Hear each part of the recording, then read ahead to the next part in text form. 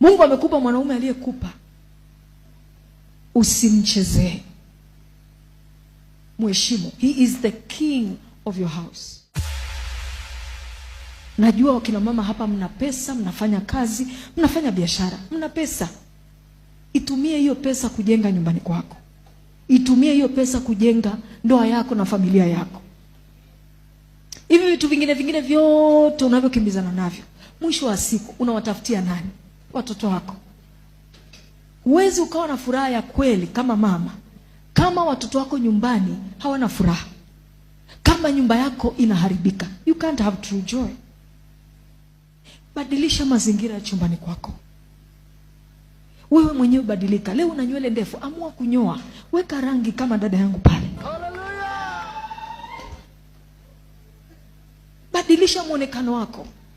Badilisha namna unavyovaa. Itakusaidia kuonekana mpya kila wakati. Usivunje ndoa yako kwa sababu kuna kasichana ka miaka 28 pale.